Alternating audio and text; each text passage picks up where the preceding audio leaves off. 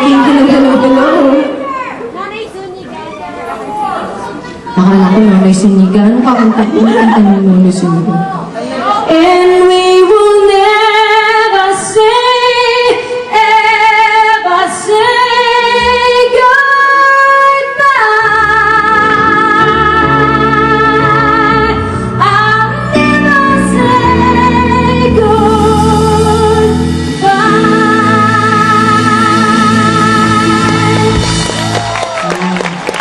Thank you very much to everybody who requested their favorite songs. Ha? Ay, gusto niya puro ganito na lang. Hanapin tapusin yung show. Ay, $20. Ano yan? Faithfully? Paano yung faithfully? Hindi ko alam yan. Bye?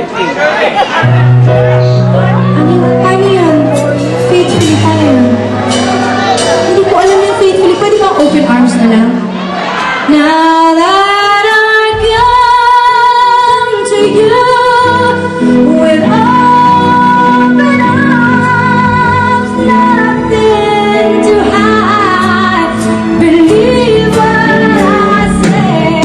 So here I am with open arms, hoping you'll see what your love means to me.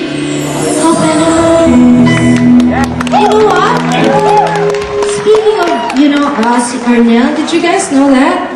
Arnel is now the new singer of Journey. Are you guys so proud? Hindi ba nakakatuwa naman yun? And I know him since I was like a little girl. I used to see him in Ocolonga po. Kumakanta kasi siya doon na may iba siyang grupo. Tapos nag-amo band. Tapos now he is actually the lead singer of Journey. Palakpakan natin si Arnel. Nung araw lang nakanta lang yun ng mga Eddie Peregrina Ngayon nakanta na ng mga open arms. We may 100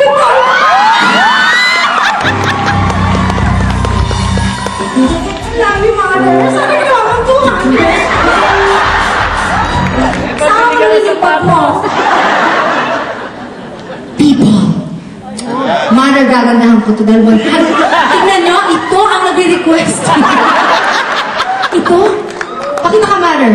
Spotlight. Pakita ka. Sino ba nag-request? Yan. Wedding check People. Yan, tumatanggap din po akong check People. Lagay niyo na lang cash. Oh, the luckiest people in the world.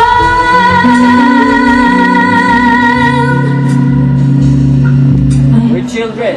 We're children needing other children, and you're letting your grown-up pride hide on the need inside, acting more like children than children. Thank you. Thank you very much. Yan. Okay, para maiba naman ako naman magre-request, pwede. Eugene, kantahin mo naman yung Say That You Love Me. See you in your next song.